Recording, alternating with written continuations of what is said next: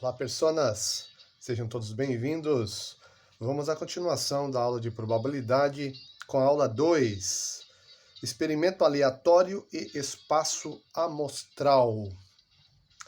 Antes de tudo, vamos ver aqui algum exemplo para servir assim de base para a gente entender o conceito aqui de aleatoriedade e espaço amostral. A Mega Sena, por exemplo, é um jogo bastante popular. A pessoa pode apostar em cada cartão no mínimo 6 dezenas e no máximo 15 dezenas entre os números de 1 a 60, que são chamadas dezenas, tá bom? Mesmo que seja, por exemplo, escolher o número 5, vai aparecer lá 0, 5. Quando se escolhe apenas 6 dezenas, tem-se o que se chama de aposta simples. Como você não tem como prever quais números serão sorteados, então isso faz desse exemplo um experimento aleatório. Os números são sorteados aleatoriamente. São 6 dezenas distintas que são sorteadas e são premiadas as apostas que tiverem 4 acertos no mínimo. A partir de 4 acertos, há os prêmios. E aí vai 5 acertos, isso é chamado quina, ou todos os 6 acertos é chamada sena, que aí é o prêmio máximo. Como não é possível saber antecipadamente que números serão sorteados, o que nos resta é torcer para que os números que escolhemos sejam sorteados. Mas fica a pergunta: qual é a chance de se acertar os 6 números, as 6 dezenas? São dezenas de milhares de resultados diferentes, tá? No próximo, em alguma outra videoaula, nós falaremos sobre as chances de acertos na Mega Sena. Então, experimento aleatório é isso. É todo experimento que, mesmo repetido várias vezes, sob condições semelhantes, um sorteio após o outro, mas não vão ser os mesmos números sorteados. Então, apresentam resultados imprevisíveis dentre os resultados possíveis. E esses resultados possíveis, todos eles, nós chamamos de espaço amostral. Espaço amostral, então, de um experimento aleatório é o conjunto de todos os resultados possíveis desse experimento. Vamos a alguns exemplos aqui. Por exemplo, se estiver pedindo para você descrever o espaço amostral no lançamento de um dado não viciado. A notação aqui para espaço amostral é a letra S. A letra S representa este espaço amostral e notação de conjunto. Nós colocamos aqui chaves, entre chaves, os resultados aqui, ou o espaço amostral, os resultados possíveis. Quando se lança um dado, então, quais são os resultados possíveis? Pode ser o 1 na face de cima, o 2, o 3, o 4, o 5 ou o 6. Então, são 6 resultados possíveis. E a partir daqui, pode-se elaborar questões de probabilidade. Por exemplo, qual seria a probabilidade de sair o número 1 no lançamento de um dado não viciado? Então, seria 1 em 6, que são todos os resultados possíveis. 1 em 6, 1/6 seria a probabilidade. Agora, e se forem 2 dados não viciados? Lembrando que dado não viciado é aquele que não há uma predominância maior em uma das faces. São todas iguais, mesma chance. Não há um peso maior, por exemplo, em uma das faces, porque se isso acontecer, vai haver uma tendência para um resultado ou outro, tá bom?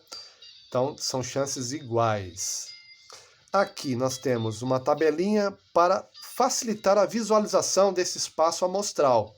Quais são todos os resultados possíveis quando se lançam dois dados?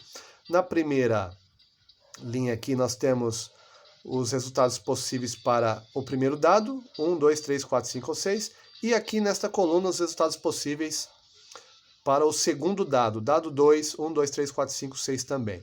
E os resultados possíveis serão combinações entre esses dois dados. Por exemplo, pode sair o número 1 no dado 1 e também o número 1 no dado 2. Pode sair o número 2 no dado 1 e o número 1 no dado 2. Então vejam que cada espaço, cada casinha aqui é a combinação desses dois aqui no plano ortogonal, tá? No plano cartesiano, sistema cartesiano. Eu relaciono então um elemento que está aqui nesta coluna com o elemento que está nesta linha. Então eu tenho 3, que vai ser o resultado do primeiro dado, e o 1 no segundo dado. O 4 no primeiro e o 1 no segundo. Ou seja, nesta primeira linha aqui, o segundo resultado, que é do segundo dado, vai ser sempre o número 1. E vai mudando para o primeiro dado conforme a coluna aqui. Então, 5, 1, 6, 1. Vejam que há um padrão acontecendo aqui para facilitar o preenchimento desta tabela. Então, continuando, nesta coluna, sempre o número 1, aqui no primeiro resultado, que é o dado 1. Então, nós podemos, por exemplo, já adiantar o número 1 aqui sempre neste primeiro resultado. E na segunda linha, é sempre o número 2. Então, seria dado 1, sai o número 1, e no dado 2, o número 2. É um resultado possível aqui. Continuando, ficaria o 2 nesse primeiro dado aqui como resultado, e o 2. Então, 3, 2, 4, 2, 5, 2, 6, 2. Ou seja, o segundo número é o resultado do segundo dado, então nesta linha é sempre o número 2, e para o dado 1 vai mudando conforme a coluna aqui. Nós temos o primeiro, o 1, e o segundo dado, o 3. O primeiro, nós temos o 2, e o segundo, o 3, e assim por diante. O 3, então, como segundo resultado aqui do segundo dado, vai ser colocado sempre na segunda posição. E o primeiro dado vai variar conforme o número que está na coluna. Então, 3, 3, 4, 3, 5, 3, 6, 3. Agora aqui 1 e 4, 2 e 4, 3 e 4, 4 e 4, 5, 4, 6, 4.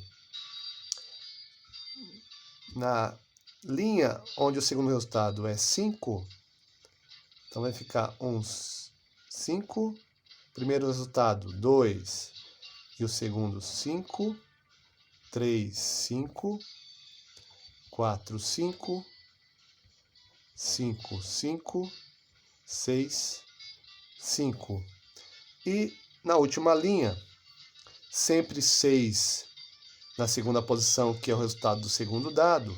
Então, 1, 6, 2, 6, 3, 6, 4, 6, 5, 6, 6, 6. Está aqui o espaço amostral de todos, ou seja, todos os resultados possíveis desse experimento aleatório. Lançar dados também é um experimento aleatório, porque você não tem como prever, ter certeza do resultado que vai sair. E quantos são os resultados possíveis? Vejam que a tabela já facilita a contagem.